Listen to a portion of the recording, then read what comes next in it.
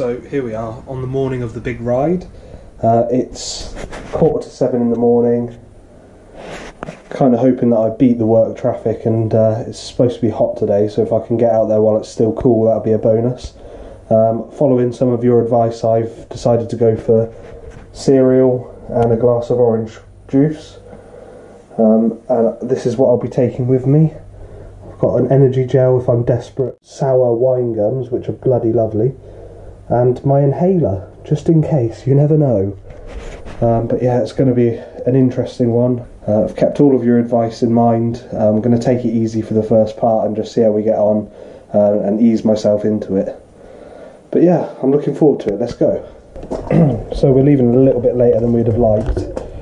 It's now 7:10, but it's feeling quite cool out here, so hopefully we'll get on alright. Try and avoid the roads with the cars as much as possible, so I'll stick to the back roads, and fingers crossed we'll avoid the big scary metal death traps that they are. But I'm sure Helga will look after me, so we'll see how we get on. Wish me luck!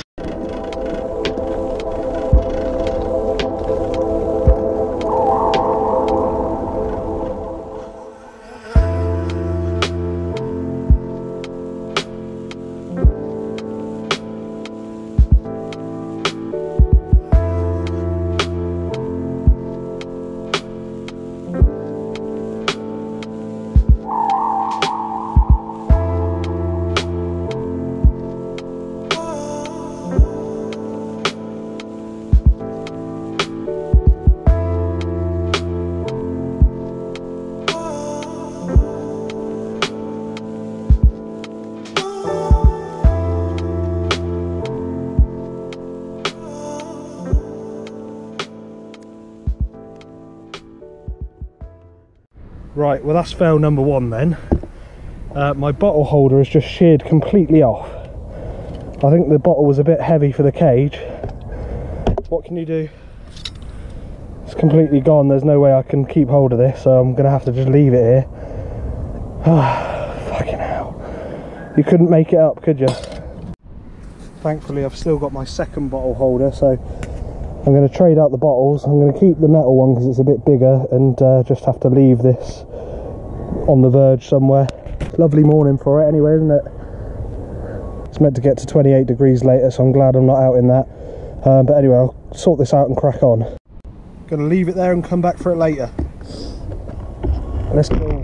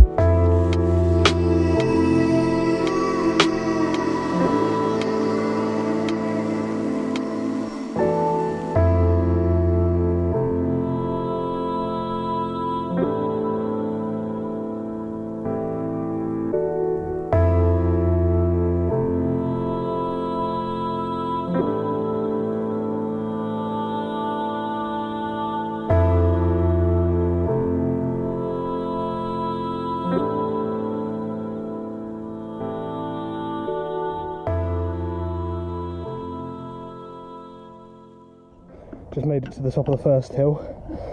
Not quite sure what my heart rate's at the moment, but that felt bloody hard. We'll call it the warm-up.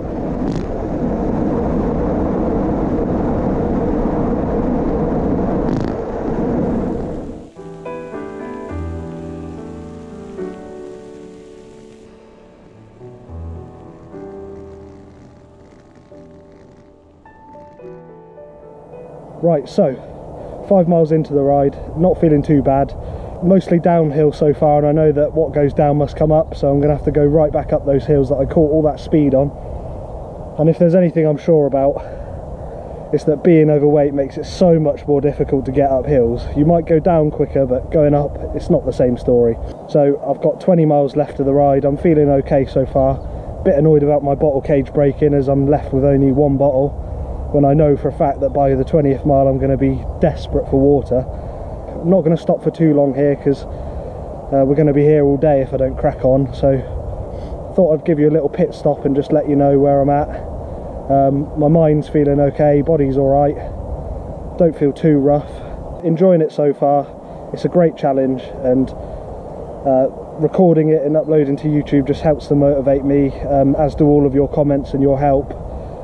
Really appreciate all the advice you've given me, and it's helping me so far, so let's hope it stays that way. Right, better crack on anyway, let's go!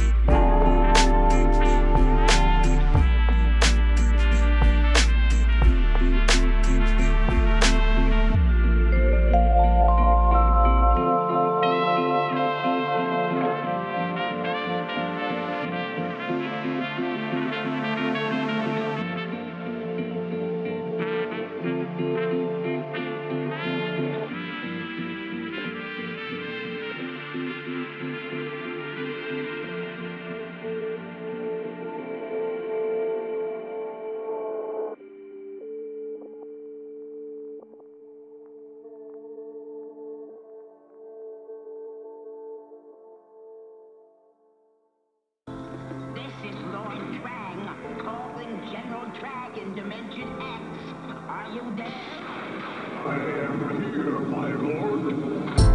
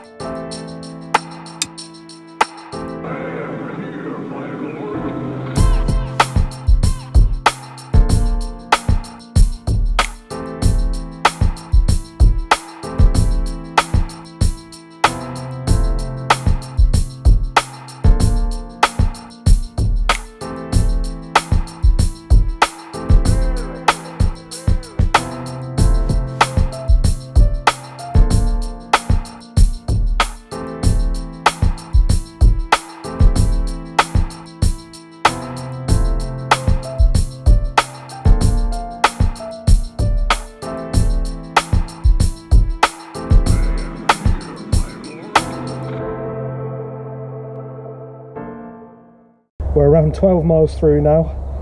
Not feeling too bad, surprisingly. I thought by this point I'd be dying for those wine gums, but I think I'm going to hold off and treat them a bit like a carrot on a fishing rod. The advice that I've been given has helped me so much, to be honest. When I've gone for longer rides before, I've always tried to push a bit too hard on the hills, but just forgetting about pace and just sitting in and spinning out has helped me so much, so I really appreciate the advice I've been given there. I feel like I've still got a bit of distance in my legs, and I think I'm feeling positive about completing it, which at the start of the ride I really wasn't. So that advice has helped me so much. It's been a lovely morning. I'm really glad that I came out at this time because it's so much cooler. I'm just going to keep going, crack on, see how far we can get. You never know, 25 miles might be doable. Fingers crossed the GoPro lasts a little bit longer. I might have to stop recording some of the riding just to try and preserve the battery a little bit. But we'll do what we can anyway. I'm going to crack on now, so let's go.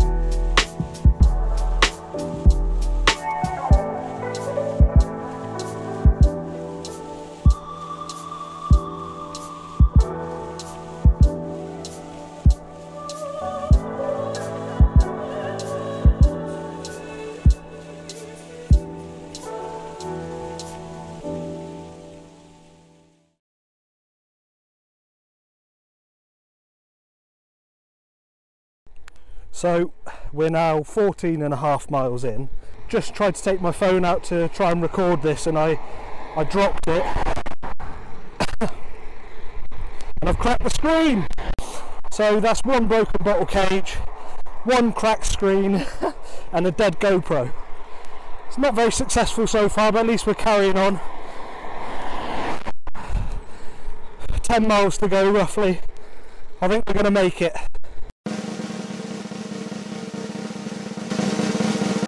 So, as you can see, we did make it, 32.45 miles in a moving time of 2 hours and 53 minutes, 1,701 feet of elevation, so I wasn't lying about the climbs, 165 watts average power, not sure how accurate that is, but there we are. And as you can see, I've got a few PRs as well, which is always a nice bonus. So, I thought it'd be a good idea just to quickly go over a couple of lessons that I've learned from the ride, a couple of things that I've taken away. So firstly, cycling is as much of a mental battle as it is a physical battle. If you're going for a ride, just enjoy it, forget about the numbers for a moment, and they will come in time. So numbers come with time, time comes with enjoyment.